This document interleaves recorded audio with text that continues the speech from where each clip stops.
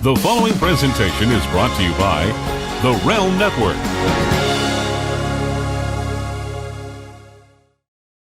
Oh shit!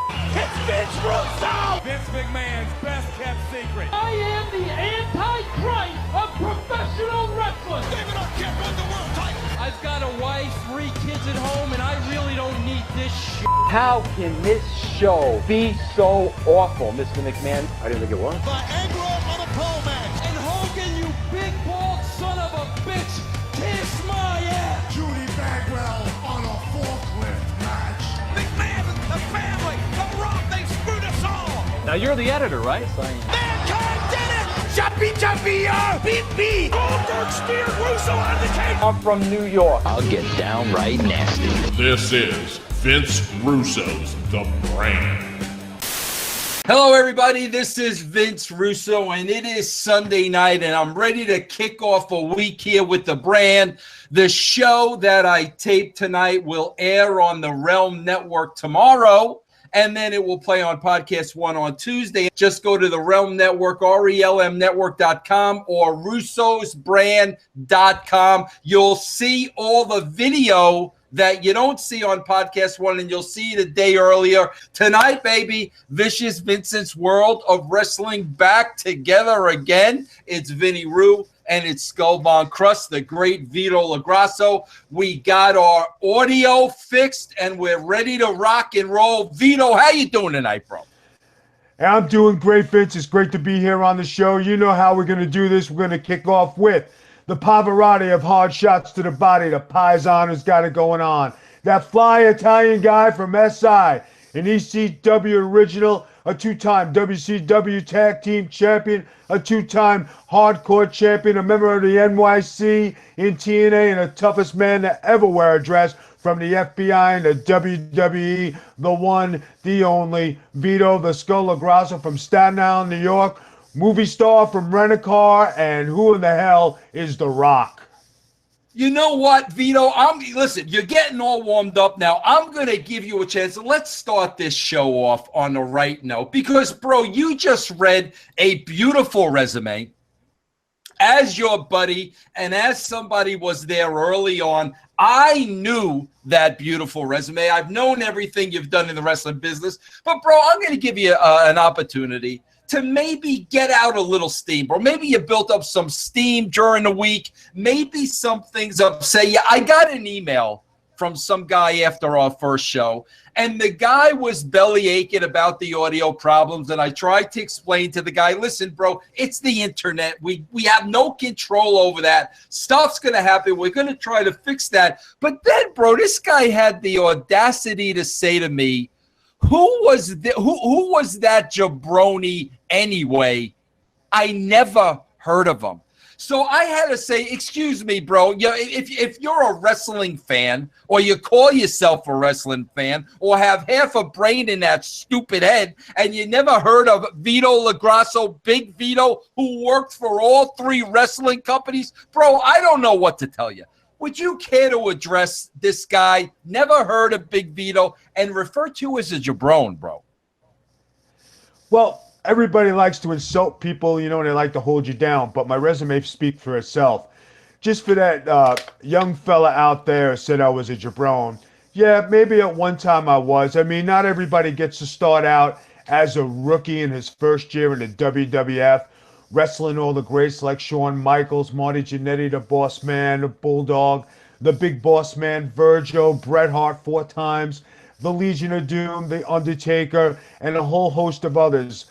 Being on the Monday Night Raws, I was on the number 4 episode. You know, and then when you go from there, I mean, you're talking about your second year, you're already in Puerto Rico, you're going to Japan for your first tour. The third year, you're doing some more Monday Night Raws. You're going down to the Dominican Republic. You're making your way back to Puerto Rico. From Puerto Rico, you're going to All Japan. And in All Japan, what do you know? I pinned the number 1 guy in all of Japan, Mr. Mizawa. How about that? And then from there, when I came home from that tiny little tour of greatness, how about some more WWF TVs, some more WCW tryouts, and then finally I got my shot at the ECW arena. How about that, young man? And how about on the way I forgot to mention that I was in the USWA. I went to Malaysia. I did more overseas tours than you could shake a stick at.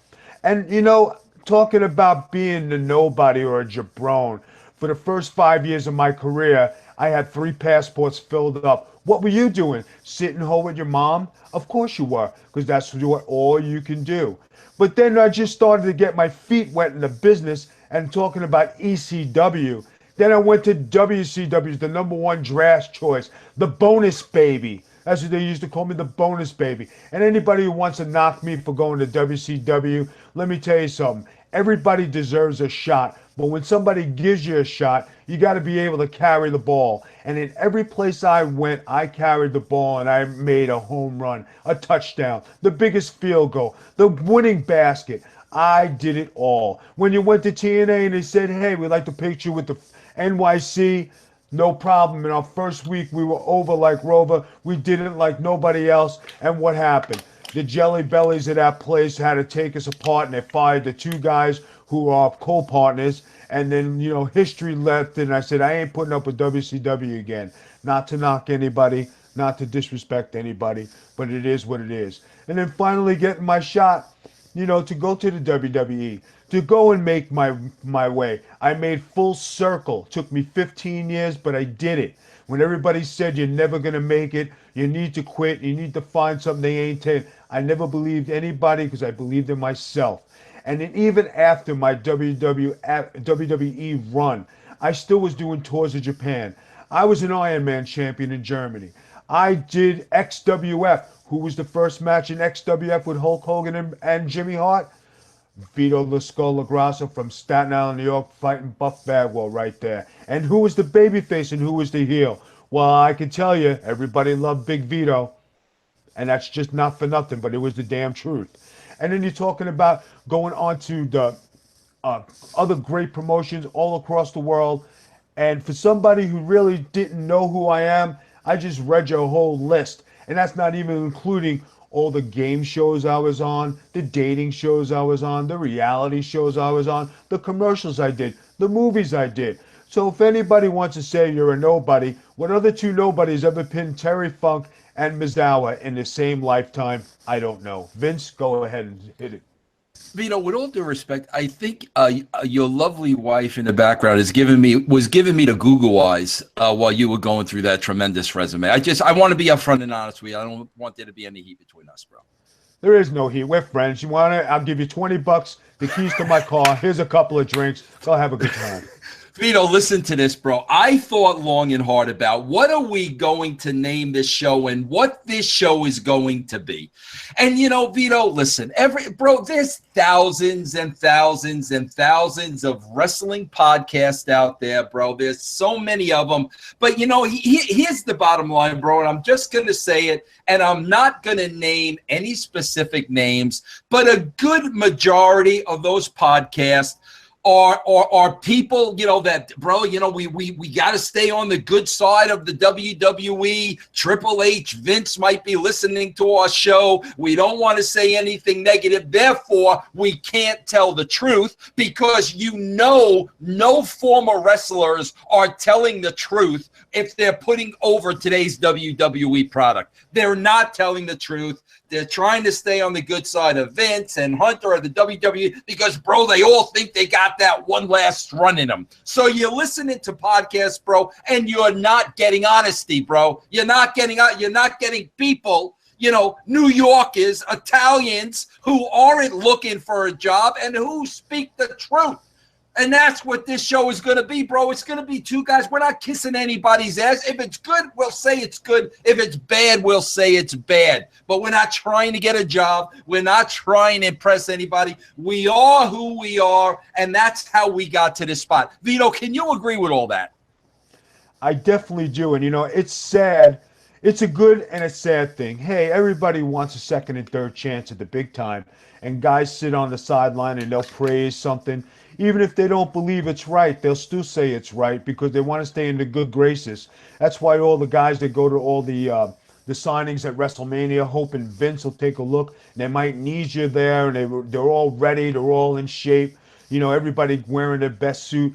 But at the end of the day, like I always said to young guys in the business, you want me to tell you the truth or you want me to lie to you? And this show is going to be, I'm not going to lie to you. I'm going to tell you the truth. And this is definitely not going towards anybody. This is not aiming at anybody. This is giving a wrestling analysis of what the real story is and how things are done behind the scenes like you need to do it.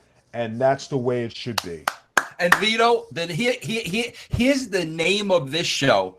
And wait till you hear about tonight's topic, because you know what, bro? I never heard anybody discuss tonight's topic. And I'll tell you something, bro. Tonight's topic, in my opinion, is one of the biggest problems in wrestling today. You don't even know what we're going to talk about. I didn't smarten you up to the topic. I don't have to smarten you up. I know you're going to have a lot to say about it. But bro, the name of this show, how about this, bro? Because we're going to cut it down to the freaking bone. How about the name of this show being Getting Some Color, bro?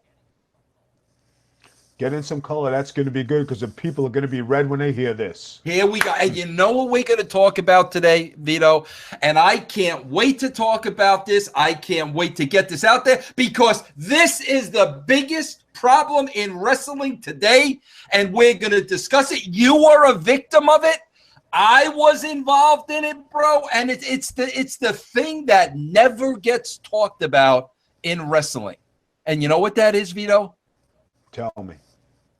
Nepotism, the good old boy network. How somebody gets in there, works the promoter, works the mark, gets the mark to spend all the money on their buddies that don't deserve the spots in the first place. So now you got this poor promoter, okay, paying all these guys that don't deserve the spot because they were worked by the guy who got his buddies jobs. And all of a sudden, bro, the whole company goes down the business because guys were in spots they didn't deserve to be in because of freaking nepotism and the buddy system. And I've seen it over and over, and I'm going to break it down more than that. Now, let me start right here, Vito. Here's where I'm going to start. I'm going to start by saying I, Vince Russo, I myself hired people and had a crew around me, so you can say that I believed in nepotism. But let me tell you the freaking difference. The freaking difference, I'll tell you. I would consider there were 4 guys that kind of went with me where I went. Okay, and I'll tell you who those 4 guys were. Those 4 guys were Vito LaGrasso, Jeff Jarrett, and the Harris twins. Now, let me explain something to you. If I put in a good word for my buddies, I am doing it because I know that these individuals are going to be a payoff to the company. These individuals are worth it. These individuals are going to bust their ass. These individuals are going to give the company everything they possibly can. Because you know why? At the end of the day, I'm not trying to rip off a promoter. I'm not trying to work the boss, because at the end of the day, I'm going to be responsible for the people that I bring in. If the people are busts, and if the people don't do their job, and if the people disappoint management, it's going to be a reflection on me. So what I always did was I looked at the people that I knew would add to the company and be an asset to the company. Because like I said, at the end of the day, if I'm going to bat for you, I'm going to be freaking responsible for you. I'm going to have to answer for you. If you F up, it's going to be on me. So yes, I believe in surrounding yourself with people that are not only going to make you look stronger and push you, but are also going to make the company as a whole stronger. Unfortunately, bro, it doesn't work that way across the board. And Vito, you kind of got a taste with this. I want you to walk everybody through this. You kind of got a taste on this when I got my spot writing in the WWE. And, the first thing I wanted to do is to get my boy Vito a tryout. Why? Because I knew you were one of the hardest workers I had ever seen. I knew you were from Staten Island. You were the real deal, straight up.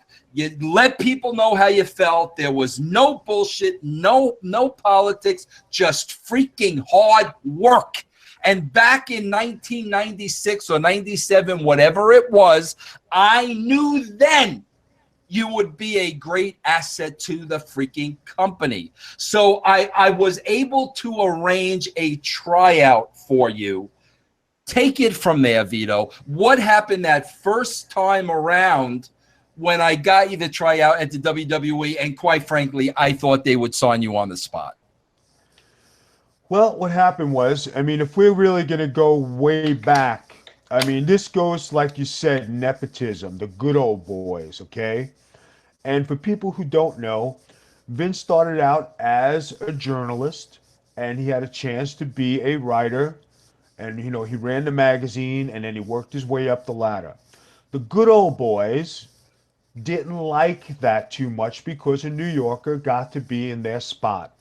And when their spots got filled by one guy instead of four, there were some gentlemen who weren't too happy and were butthurt. So when Vince Russo decided that it was time for him to give me a chance and give me a tryout, I went in there, guns blazing, balls busting. I was going to out wrestle anybody they had in that building because I wanted a job worse than anybody. I had already been through the system. Every but one of the top stars knew me. They all gave me a good recommendation. Okay, these are talking about the Bret Harts, the Shawn Michaels, the Marty Jannettis, the Takers, the Boss Man, the Bulldog, from A1 to AZ. Now, I go in there and I'm wrestling the person who's in charge, and that was Dr. Tom Pritchard. And I go in there, and I'm not lying to you, and this is the truth, I out wrestled him. They had another young man in there who was the name of Droz, who's a very nice guy. I became friends with him during that, and he was very green, and I wrestled with him. After the first tryout match, like I did, he told me, Vito, you don't out wrestle the teacher. I said, I really wasn't trying to. I was just trying to impress you so I can get a job. And really, that was it. And like Vince Russo said, I was all business. I wanted to be a wrestler. I was a wrestler. Hard work, hard nose. I wasn't a politician. I wasn't a kiss-asser. I didn't bow down to nobody. I wanted to be where I wanted to be, and that was the WWE. After my tryout was completed, they went back to Vince Russo, and they told him point blank, he has no talent. What are you doing sending him there? Which was a lie. It was a payback for him, Vince taking the job of 3 to 4 gentlemen. Was I upset and hurt? Yes. Did I have an argument with my friend Vince Russo that day? Yes. I was angry. I said, Vince, I said, they got to be lying. I said, I did great. What are you talking about? I said, they can't be. I said, I'm doing all these things. They said, Vito, you have no talent. I don't know what happened. What happened is that the politics and nepotism came into play. And this is a true story, people. And if you look at my career from where I went, how I started and what I did, there's no way nobody could say I never had no talent or I wasn't good enough. I was already on almost every Monday Night Raw for the first 3 years. I was already in their system. And what people don't know is in 1992, Sergeant Slaughter was in charge of booking, and he offered me a job. And I don't know if you remember that, Vince. He offered me a job to get a contract. And then by Christmas time, he had said, we're not going in that direction. We're not going to hire you right now. Years later, I asked Sergeant Slaughter, when I finally got to the WWE, who Sarge I knew for a long time, and I said, hey, Sarge, you remember when you gave me that contract and you said, you took it away? I said, why did you take it away from me? He says, Vito, your body was there, but your mind wasn't. That means I wasn't mature enough to handle it, which he was 100% right. I didn't know anything about humble pie. I didn't know anything about how to play the game. I didn't know how to kiss ass or do anything. I was too good for my own good. I said that from day one to day 25. 25 years, I always knew that. And it wasn't until you say, okay, this ain't working for me. What's got to change? And that's when I went to ECW with my bags right after the Japan tour. I pinned Misawa. I had a great tour, a month in all Japan. I was in all the magazines. I got the biggest write-ups. And here I am, going there to Paul Lee and Taz. And I said, guys, I'd like a job. They said, well, Vito, but we want to see you about your attitude. And I did have an attitude problem. I mean, I was too good for my own good. If I could beat you, I beat you. If I couldn't beat you, I beat you anyway. You weren't out wrestling me. I wanted to be the best. ECW was the biggest thing that ever happened to me, and the best, because it taught me how to be humble. It was a starting point where I had to change as a person. But Vito, let me stop you right there, because there's a lot I want to talk about. But you said a thing beautiful. So who did you say, bro? Taz and Paul Lee told you that? Yep. But at least, bro, at least they told you face to face, man to man, bro, you got a freaking attitude problem. And bro, you being a man, I'm sure you appreciated that, and I'm sure that helped you in the long run, opposed to, well, screw this guy, we're not going to hire him because he's Vince Russo's friend. I'm sure you appreciate it. But again, bro, listen, Paul Heyman, Taz, these are New York guys, bro, and I'm sure you appreciate them at least telling you, bro, I got an attitude at it. Then you have the opportunity to maybe look in the mirror and say, you know what, maybe this is something I need to adjust. Is that true? Well, Vince, it is the truth. You know why? Because when I made this attitude adjustment, the WWE called me. Howard Finkel called me, and that's when they were giving those tryouts to guys like Steve Corino and the Famous Five. And they wanted me to be part of that camp, and they wanted to give me a job only because I was wrestling for ECW. And what people don't know is I turned them down, and I said, well, you didn't want me before. Why do you want me now? Well, Vito, we think it's time that you came. I said, no. I have a job with ECW, and I'm going to stick with this. I said, before, when you guys didn't want me and I didn't have anything going on, I wasn't good enough. Now that I proved myself, now you want me because you don't want me to wrestle with ECW and make them better. And that's God's honest truth. Well, Vito, here's what I want to talk about, bro. Here's what I want to talk about. I want to talk about how, to me, nepotism is a huge problem in wrestling today, and nobody talks about it. And I'll tell you why, Vito. I want to talk about specifically, I want to talk about the WWE, and then I'm going to talk about right now what's happening with TNA since Anthem, took over the company. But, bro, let's start with the WWE. Okay, bro, here I am. I'm watching this product, and I know they have this beautiful facility down in Florida, where, all these hopefuls, go through this center and go through this training with all these supposedly qualified trainers to get them ready for the WWE. Now, bro, you sit back and I'm watching all these guys going through the system. And then, first of all, they get to the WWE, and the first thing I say is, how did these guys make it through the system? If you have professional wrestlers that have been there and done that and been up and down the freaking road, how are they letting these regular guys get through the system and all of a sudden become professional wrestlers? How is that happening? And then, Vito, they get to the WWE from NXT, and guess what, bro? Nobody gets over. Ratings continue to go down. So I always say, okay, you got to start with the system. How are these guys making it through the system, finally getting to the WWE? They're nothing special. They don't get over on the big scale outside of the marks. Casual fans don't think Kevin Owens is a star or Sami Zayn is a star or Finn Balor. Only the marks think those guys are stars. So I'm sitting here scratching my head and I'm saying, how are they getting through this system when this system is supposed to have the best coaches in the world? And then, Vito, I'll tell you a story that I know. And this is why I know it's all about freaking nepotism. It's all about Hunter's boys. Nobody will say that. I'm going to say that. Hunter is going to hire people that he has control of and will bow down to him, yes sir, no sir, and he's the boss and he has the ultimate power. Those are the people he's going to hire. He's not going to hire anybody that'll challenge him. He's not going to hire anybody that'll second guess him. He's going to hire those that are 10 feet up his ass. Nobody's going to say that. I just said that.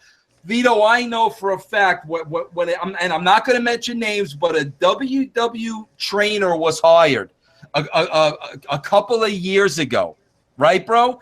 And, he talked to me. I spoke to him once he got the spot. And, bro, the guy was there for less than a week. And everything I'm hearing from him on the phone, bro, top to bottom, all he's doing is burying Bill DeMott. Bill DeMott this, Bill DeMott that, Bill DeMott this, Bill DeMott that. Guess what, Vito? A couple of weeks later, Bill DeMott was no longer with the company. Okay? That's how it freaking works. And bro, Vito, I've never known a business, and Vito, I worked for CBS before I got into wrestling. I've owned my own businesses.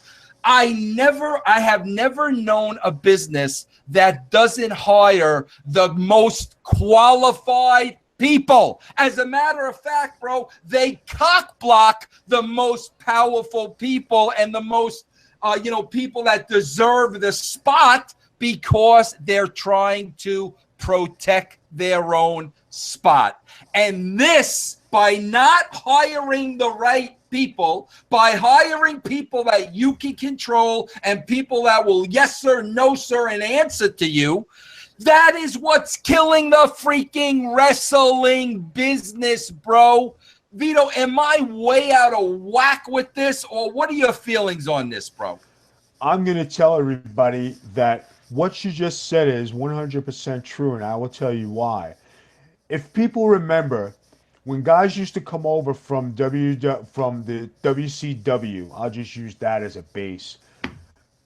Vince didn't like the fact that he had other guys stars, and that's the reason why they made the Florida Championship Wrestling, FCW, Deep South, and Louisville, because Vince wanted to make, along with John Laurinaitis, make his own stars. Who did he have running those territories? Ex-WWE superstars. Now you're learning from ex-WWE superstars, so you know they know the path. Now, as the years went on, now you talk about Bill DeMott. Me and Bill DeMott broke into the same time, same school, same training, okay? Everybody can say what they want about Bill DeMott, but one thing he knows is wrestling, okay? Maybe his methods were a little hard. Maybe his methods were a little, whatever. That's for people's opinions. But as far as Bill DeMott training guys, people don't remember Batista, Randy Orton, John Cena came trained from WWE superstars, guys who were already in the business who wrestled for WWE. Today's business, like Vince Russo has said, they hire guys who never wrestled for the WWE. So how do you know what it takes to make it on TV? How do you know? Okay, so like you get the trainers who are from around the world. A lot of them are great wrestlers. But the guys who make it, or the trainers today, how do they know how to be WWE superstars if they never were? Like you just said, and this is the biggest thing, you want yes man. They don't want anybody to be the bump in the road. They want to follow their own regime. The guys who, oh yeah, this is great. I can't believe it. Oh yes, sir, this is great. I can't believe it. If it's a shit day, bad day, crappy day, if it's shit, yes, you know it's a shit day. It's a great shit day. I can't believe what a shit day it is because the guy's saying it. And that's what it is. It's when you guys don't have a mind of your own and the guys can't be themselves. That's what they don't want. They want the yes men. If you went to go hire the qualified guys who paid their dues, wrestled in the territories, knew how to train these guys, and B, further develop the talents, I think what you'd see is less of what you're seeing now.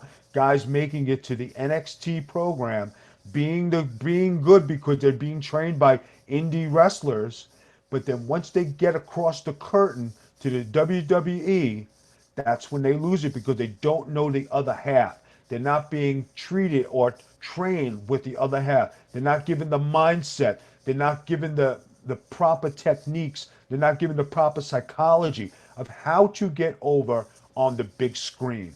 It comes with experience. It comes with coaching, but you have to be coached by the guys who were there. You can't be coached by guys who weren't there and don't know the pressure, what it takes. Everybody's been in a gorilla position. Everybody's been in 3-minute matches. Everybody has done TV. Not everybody has done TV for the WWE. Not everybody's been in a WrestleMania. Not everybody's been in those circumstances where they got to be money. Not everybody's been on the WCW TV. And not everybody's been on their pay-per-views. When you had the Flairs, the Lugers, the Stings, the Goldbergs, and all those guys. Yes, they were trained and successful by the power plant. And who were the power plant guys run by? The WCW guys. Because those are the guys who made it in the business, and those are the guys who broke the bread and taught it to these guys. The guys today are not being taught by the old WWE way. They're being taught in a good way to wrestle on this platform called NXT, which is on the same focus of ECW, which is a cult following, but they're not furthering their development. And when they get to the big show, and Nepotism has it, and it's a sad thing when you get a job, everybody watches their back, everybody's got a knife ready, everybody's looking, he did this today, he did that today, like you're reporting to the principal. And you know what, Vince? And I'm going to say this, and I've said it my whole life, and I even said it to you one time. You know, and it was the truth. And even Kevin Sullivan said it to me. Vito, if you'd kiss a little ass around here, you'd be world champion. And you know what? I know I could have been world champion, but there's a but. I knew I was good enough to be U.S. champion, hardcore champion, tag team champion. Only the right circumstances would put me in a world championship, would give me that world title match, would give me that opportunity. I knew where I stood, and I was happy with that. I could be every other champion but a world champion. And you know what? To be a world champion doesn't mean that you have to be the best wrestler. You have to be the best negotiator. And when you got that under your belt, then you can make it in the business. Kevin Nash is a great example. Scott Hall is another great example. Shawn Michaels, Triple H, all guys who could talk the game. That's why they got the nickname The Game. He plays the game. He knows the game. Kudos to him. I'm not knocking him. Some men have some integrity, and I'm not going to kiss your ass. I'm not going to suck on your balls. I'm not going to do anything. I want to be recognized because I'm Vito LaGrasso. I'm a great wrestler, and push me for who I am, not for what I can do for you or the bags I can carry. Take it from there, Vince. You know, believe it or not, bro, I just got a call, like, somebody associated with the WWE, like, a couple of months ago. And they basically just said to me, Vince, the product is awful. The product is terrible. They need you there so badly. And they said the same thing. They said, Vince, you know the game. You know what you got to do? You can't go on your podcast and bury the WWE. You got to put him over. You got to kiss Vince's ass. And I said, you know what? Let me be honest with you. I didn't kiss Vince's ass when I worked for him. I'm certainly not going to start kissing his ass at 56 years old. And I'm not going to do a podcast where I have paying freaking customers and kiss the ass of the WWE in the hopes of getting a job. No, bro, I'm going to tell you the truth, and I'm going to tell you what's wrong. And you know what, bro? If you want to blackball me for not telling you what you want to hear, then freaking blackball me. Because you know what, Vito? And I tell this to people of all walks. Take it away from the wrestling business, bro. It could be a job. You could work at the post office. You could work as a fireman. It doesn't freaking matter. But you got these guys freaking playing politics, kissing the boss's ass. The knife is out, stabbing you in the back. You know what, bro? At the end of the day, bro, those same freaking guys, they got to look their wives and they got to look their kids in the freaking eye. Period. End of freaking story. For all the con men that are in professional wrestling, and a lot of them are fathers, you got to freaking go home and you got to look your kids in the eye. And the most important thing for a man is to have his freaking word and his freaking integrity, because you want your traits to be passed down to your freaking kids.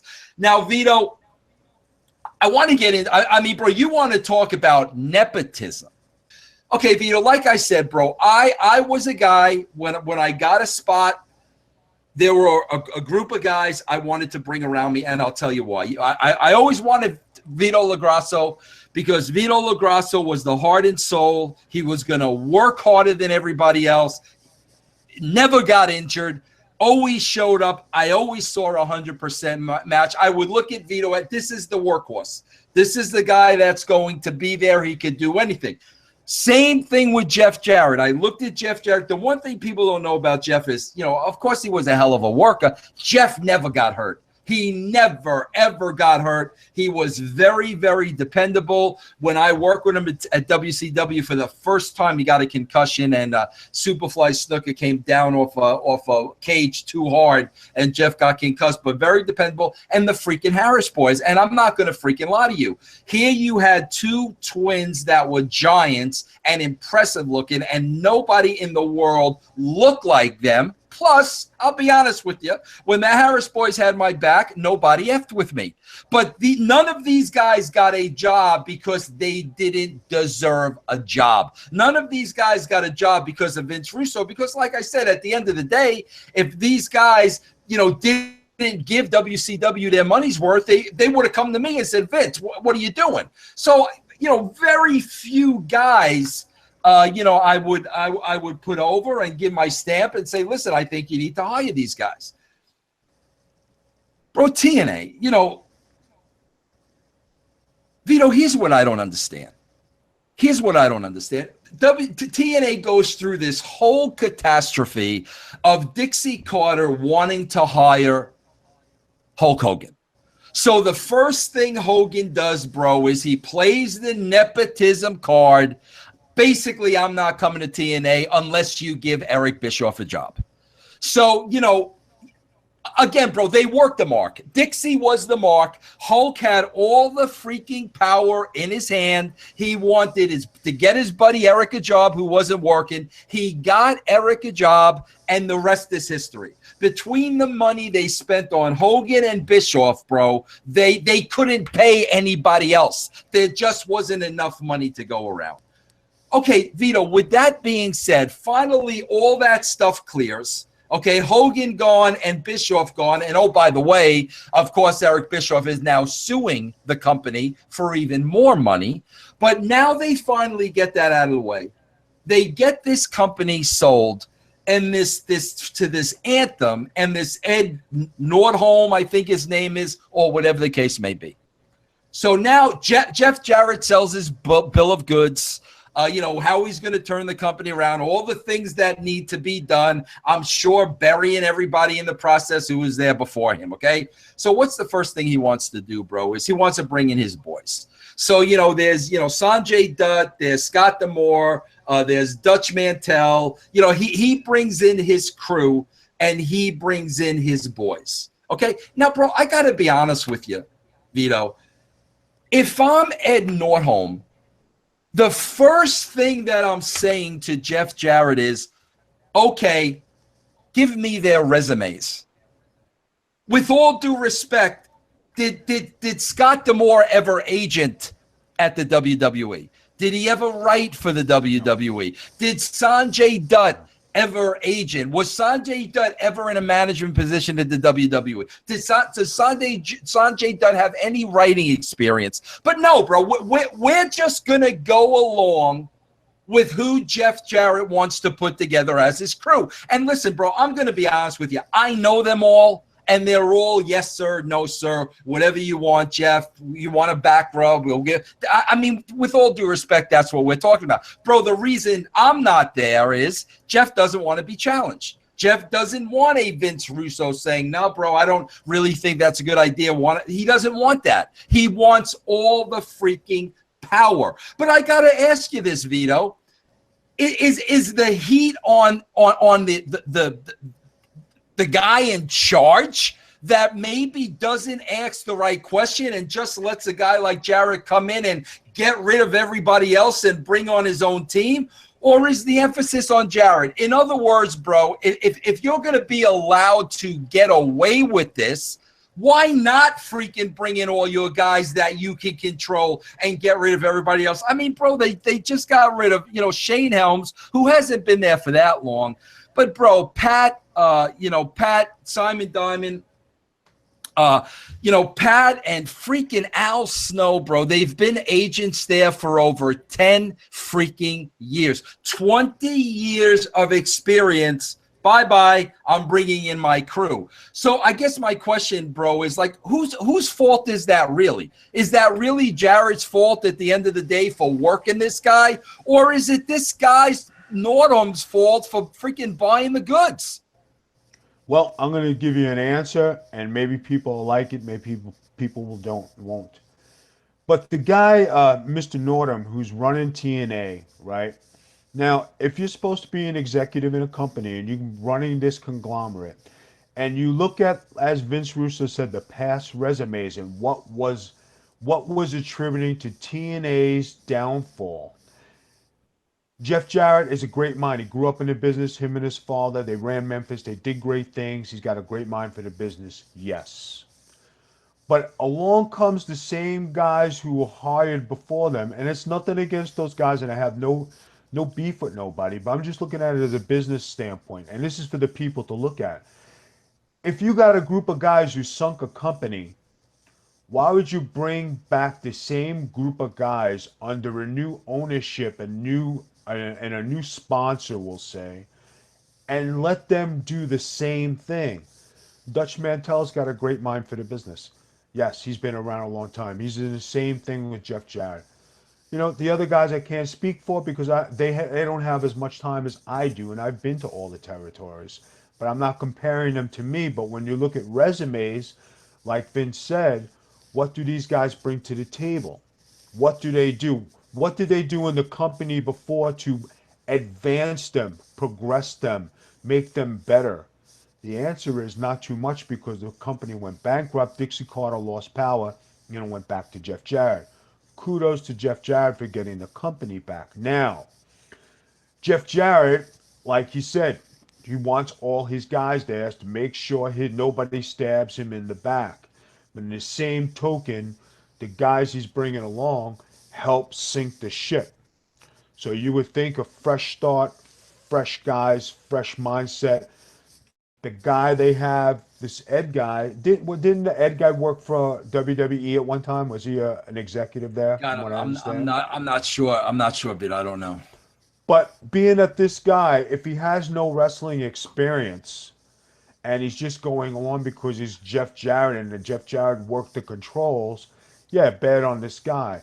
But if this guy has wrestling experience and he has the knowledge of what happened before, bad business choice to bring in the same crew who broke down TNA and ran it out of business.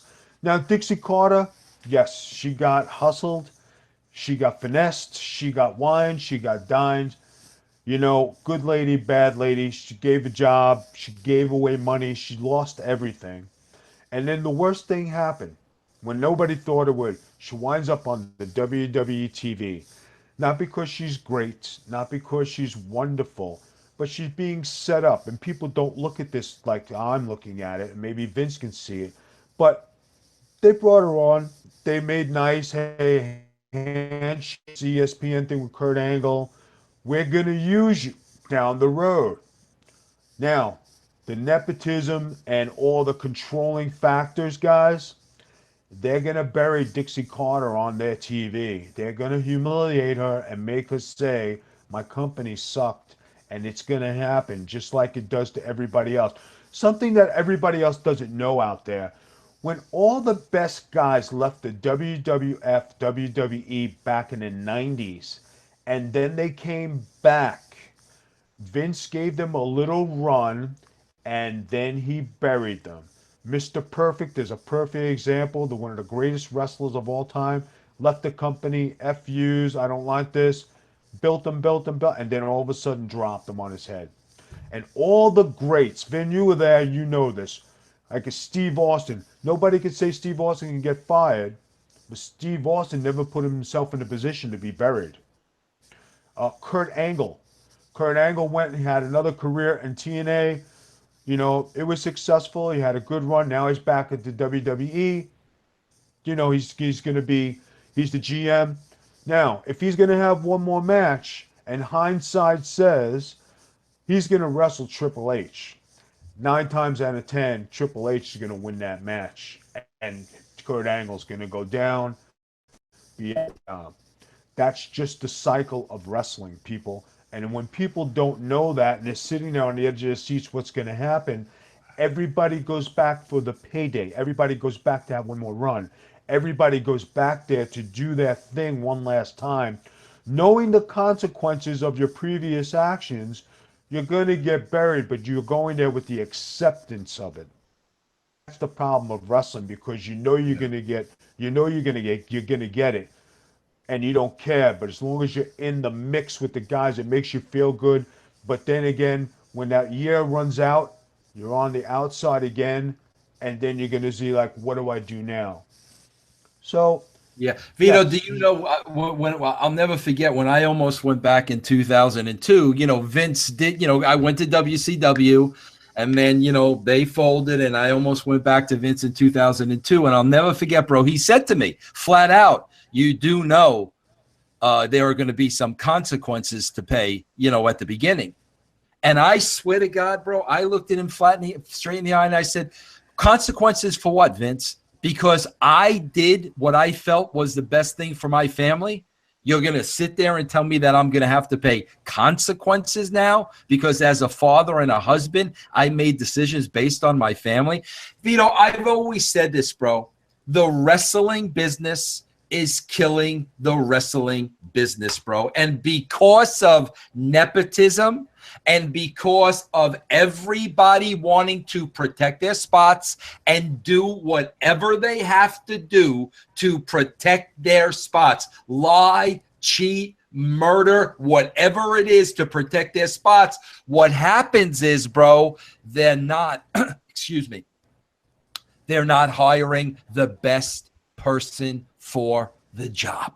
That's the bottom line, and that's the freaking problem. In a lot, bro, when I was at the WWE during the Attitude Era, there was a freaking superstar in every position. There was, you know, JR in talent relations. There was freaking Kevin Dunn, who ran TV. There was Vince Russo, you know, who was writing the television. We all did our own thing. We all stayed in our freaking lane, bro, and you had the most success in the history of the company. But now, the good people, a lot of good people are on the outside looking in, bro. I just talked to somebody who had an NXT tryout. And, bro, let me tell you something. The guy who, I'm not going to say who, but, you know, the guy who was at the NXT tryout, you know, he had performed at another company that was on television. The guy's a bona fide superstar. Bona fide superstar.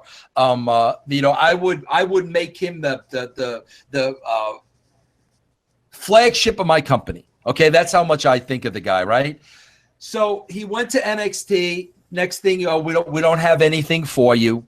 So he kind of shook down somebody to get the real deal.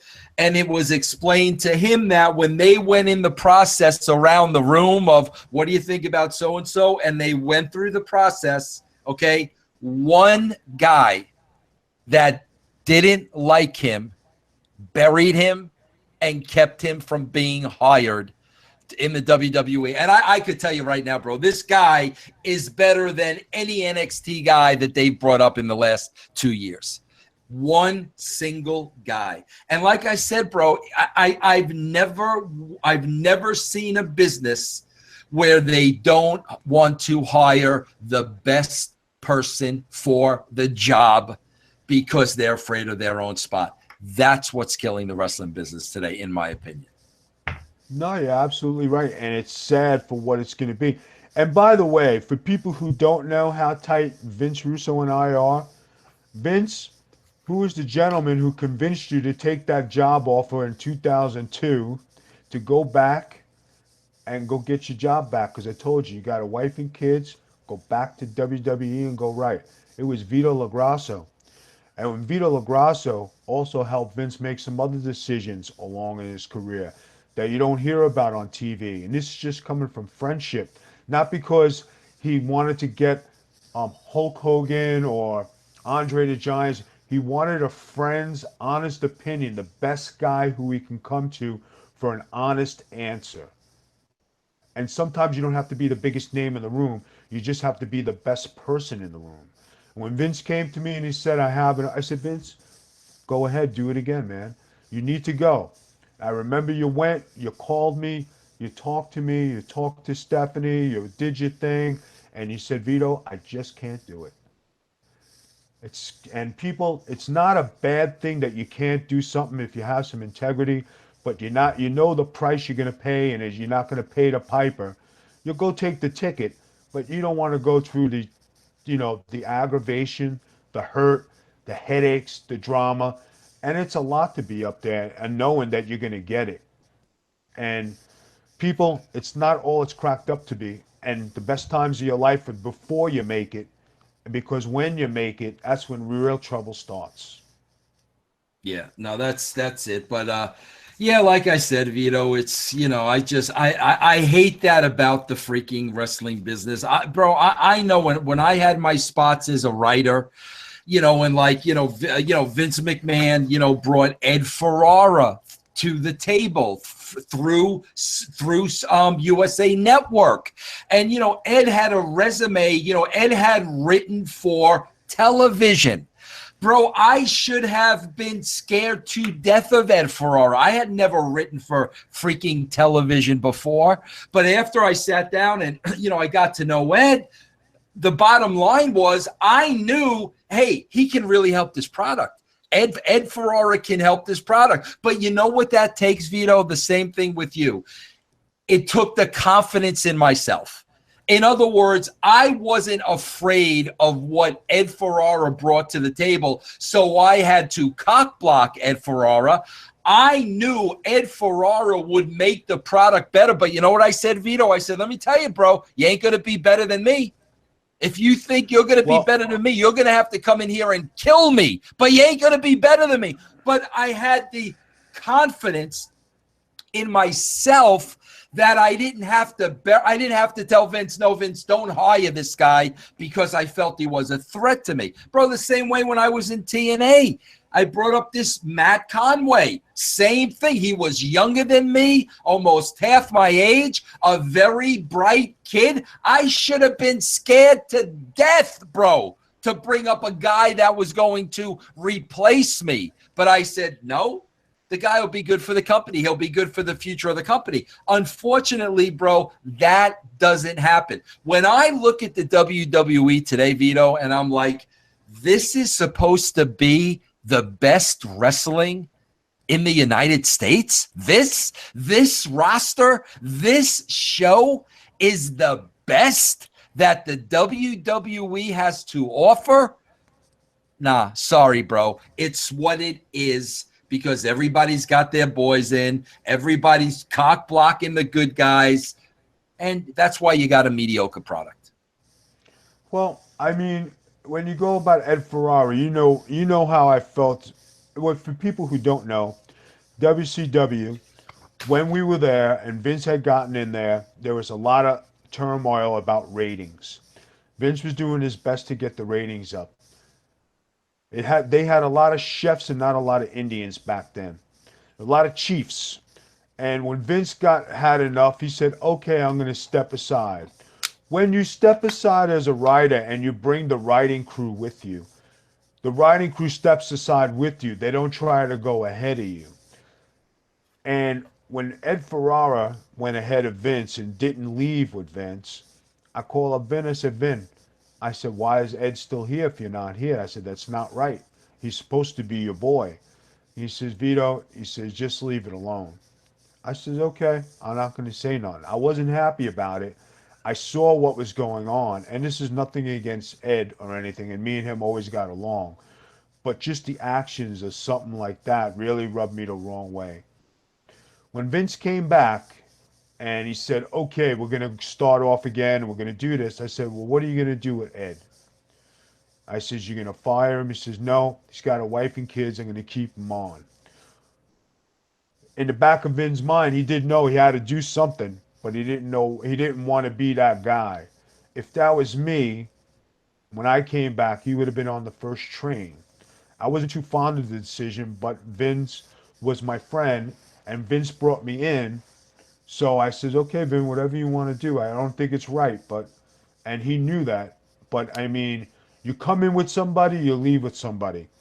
You're a writer, you're on the writing team, the head guy gets drunk, you step aside with the writing guy. Sometimes, guys, you need to have that integrity. You need to have a set to stand on your own 2 feet and be a man. If you're not going to be a man, they're going to walk all over you in this business, and they're going to roll you up, twist you up, make you the coffee boy before you even know it. And that's going to be your niche.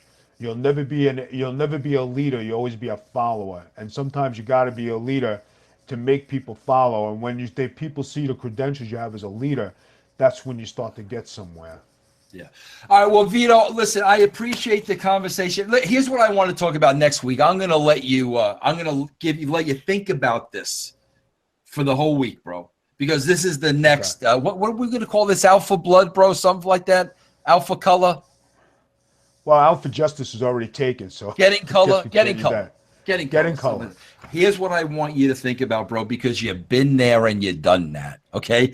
Bro, I'm still trying to figure out with the wrestling marks and the Meltzers and the Kellers and all of these guys, I'm still trying to figure out how they think this strong style Japanese wrestling is the best wrestling in the world, because I don't understand, bro. How could it be strong style when it's a work?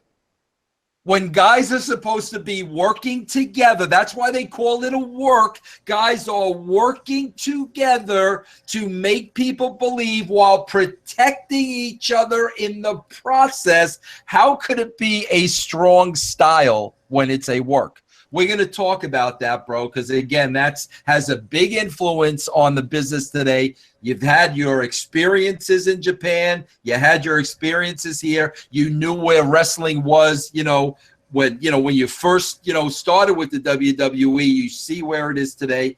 I want to talk about that next week. Bro, anything you want to plug? Do you know your Twitter and all that you can put out now? Twitter's at Vito LaGrasso. I have LinkedIn at Vito J. LaGrasso. You have Facebook at Big Vito LaGrasso. I have my wife sitting here in the background. She'll get me all the information there, because I'm not a gadget guy. I never was. But all I can tell you people is we're going to be doing this show. I think it's a good concept. I'm glad to have the opportunity to get myself out there again.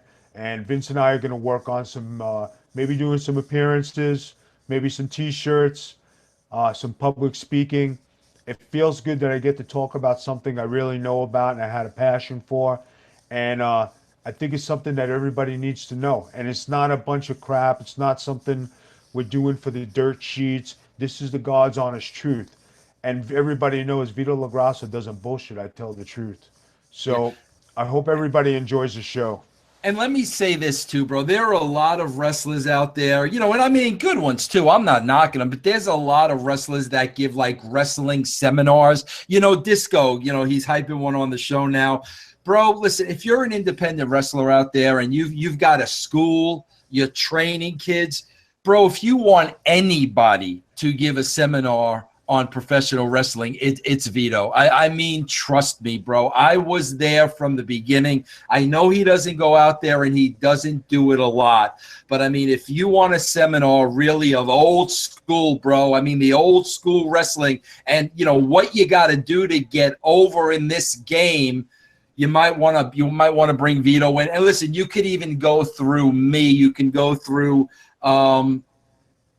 official Vince Russo at gmail.com. Official Vince Russo at gmail.com. All right, Vito, I got some little business to take care of. I'm going to let you go. I know it's late and want to get to bed. But, bro, I thank you for joining me tonight, bro. And I will talk to you next week, my friend. Thank you very much, Vince. Always good to talk to you. And thanks you to the fans for listening to me. And, like I said, I don't want to waste your time. I'm not going to waste nobody's time. But you're listening to the real stuff here, and this is the way wrestling is supposed to be. Thank you very much, everybody, and have a good night. All right, Vito. Good night. All right, everybody, there you have it, the great Vito LaGrasso. And listen, that is really one of the reasons why I really wanted to bring Vito and do a weekly show with him. Yes, we are friends, and yes, we've been friends for a very, very long time, but Vito is raw. And you're going to get the truth from Vito, and you're going to find out. Listen, Vito's a guy like me where a lot of times we're our own worst enemy. Bro, I've said so many things in the wrestling business that wasn't politically correct that I felt needed to be said. And Vito is from that same school. And you know what, bro? Here's the bottom line. At the end of the day, that could maybe be why the both of us are on the outside looking in. But I got to be honest with you. I wouldn't have it any other way. Because like I said, the most important thing to me has always been the truth, integrity, and saying what was on my mind. Because here's how I looked at it. At every wrestling company I work with, here's how I looked at it. The employer is signing my paycheck. It is my duty to tell him the truth. It is my duty to bring him the best talent. Okay? If I'm working my employer to hire my friends and to overpay me, then I'm a con man. I can't tell you. My wife gets on me all the freaking time. I can't tell you about the money I made in the wrestling business compared to the money I should have made in the wrestling business, because I never held anybody up. I never demanded crazy amounts of money. I was always freaking fair. But when you paid me, you were going to get honesty from me. You weren't going to get a worker. You weren't going to get a con man. You weren't going to get a liar. And if I'm sitting here today because of that, then amen. Well, that's it, everybody. Thanks for listening. Hope you enjoyed the show. I'll see you tomorrow. Same bad time, same bad channel.